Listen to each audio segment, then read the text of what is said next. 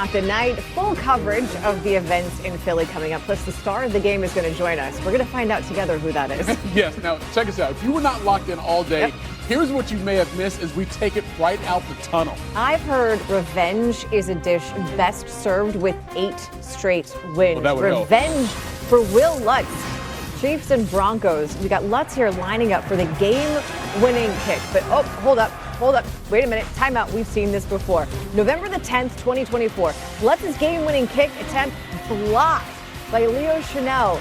The Broncos sideline, they're obviously devastated. This was also in a game against the Chiefs, so Andy Reid's reaction completely the opposite. The Chiefs won that one 16-14. Back to today. The 35-yarder, didn't miss that one. Up and in for the win. Broncos beat the Chiefs 22-19. How about a little coffin corner display? I mean, that's the goal of every punter. This is Ethan Evans, Seahawks-Rams game, and you leave it right where it's supposed to be, in the very corner, to force the team to start their drive from their perfect product placement. Rams would get the win 21-19. And here's your reminder, he is an MVP for a reason. Josh Allen, Bucks and Bills. 6 total touchdowns for Josh Allen, 3 passing, 3 rushing. Second career game he has done that. No other player has done that once. And he's now done it twice. No active player. Yeah. More on that coming up in just a little bit. Because we've got all the big games coming up, but we do have to start with our opening drive here, Week 11. It is the Eagles taking on the Lions. 2 teams we figure to see deep in the playoffs here in 2025. First drive of the game for Detroit. Jared Goff's pass gets deflected there by Jordan Davis, picked off by Cooper DeJean. He returns it for 21 yards. Philly would take advantage. They would kick a field goal. And how about that play from Davis to put that ball in the air as Philly takes the early lead? All right, Lane Johnson heads to the locker room. He's got a foot injury. He would not return, so that was a big deal for the Eagles' offensive line. Second quarter, though, Lions are down 6-0 now. Goff to Amon-Ra St. Brown, first down and a lot. 34 yards on that play, so that sets up this. Goff, Jamison Williams, and he's on the run, and he's got room to run.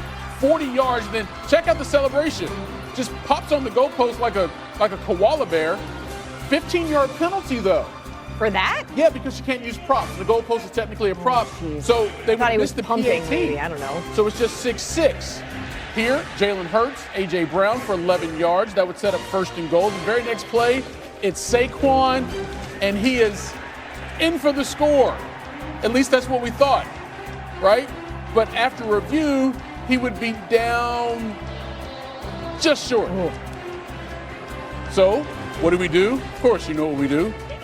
We're pushing. And Jalen gets it in. Eagles are up 13-6 at the half. Third quarter now. Eagles 3rd and 1, another tush push, but there's a flag on the play. Eagles are called for a false start. But check this out. Yeah, this was weird. Tyleik Williams is lined up in the neutral zone, and Tyler Steen is trying to point it out, but gets called for the false start as a result. So the Eagles would be forced to punt. On the next possession for Detroit, they are going for it on 4th and goal. They did this quite a few times in this game. That's what they do, right? But Goff, incomplete. They were 0 for 5 on 4th downs in this game. That's the second most in Dan Campbell's tenure with Detroit. Now we go to the 4th quarter. It's 3rd and 5 for the Eagles, and Jalen gets the first down. They would kick another field goal to go up double digits, 16-6. Less than 4 to go. Eagles attempting the tush push on 4th and inches, and they do not get it. So the Lions would get it back. They would kick a field goal to make it 16-9. Then the Eagles get it back, trying to run out the clock. It's 3rd down, and the Lions thought they'd force 3 and out, but instead it's a pass interference call on Rock Yassin. Can we see this one more time? Wow, that is nitpicky. So Detroit could not get the ball back. Eagles would eventually run out the clock. Saquon got a first down. That was big. And Dan Campbell and the Lions lose it 16-9 on the road to the Eagles. Tim Hasselbeck is here with us as always. Look, Dan Campbell is not afraid to go for it on fourth down, but what we aren't used to seeing is the fact that the Lions were 0 for every single time, 0 for 5. What happened there? Well, I think Dan Campbell probably needed to, take the conditions into consideration, take into consideration, how his offense was playing, what the flow of the game was going to be, because, they kept putting their defense in a bad spot. And while the defense played well, there just were too many times where, the aggressiveness, cost them. Fake punt after they failed on the first one, then they went for it on 4th and 1, pressured down near the goal line. We saw that one. Brock Wright was open. And then early in the game, just, missed throws, that Jared Goff wasn't able to hit. And I think in part because of the wind, because they weren't, able to pass the ball, either team, accurately down the field. And so I think sometimes when the aggressiveness works out, you want to stick with it. But in the environment tonight, it didn't seem like it was a good idea for the Lions. Now, for Philly, obviously, the goal is to always win, and they win again. But it's back-to-back low-scoring games for this Eagles offense, and I know we're a little far away from the playoffs, but if you're a fan of this team, you're like, when are we going to get a more efficient offense to give us a better chance to win every game? What concern do you have with that Philly offense? Yeah. Well, if you're a fan or a receiver, Michael, maybe, depending. Okay. I think they're both having similar complaints right now. Look, I think, they're a run-first team, and they have not been running the ball, that well. They had some injuries. Lane Johnson, obviously, came out of the game tonight, and so that will have an impact on it. I do think the conditions tonight impacted the passing game. I think going against a really good defense impacted the way, the offense was able to play. But I do think this.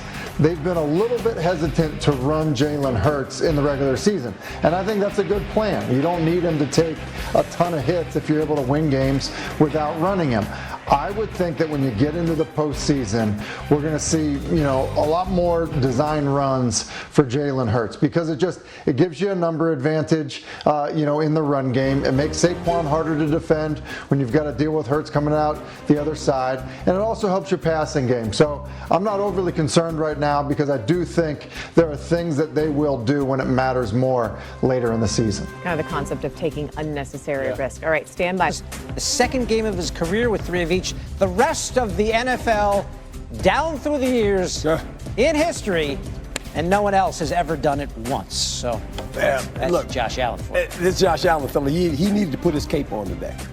They needed to win this game badly, and playing a good football team and a quarterback similar to Josh Allen as far as his ability to extend plays, the energy bunny when you play Baker Mayfield. He's a hard out. Yep. You got to knock him out, right? And Josh Allen knew, and this football team knew, that where we stand right now, we are chasing the New England Patriots.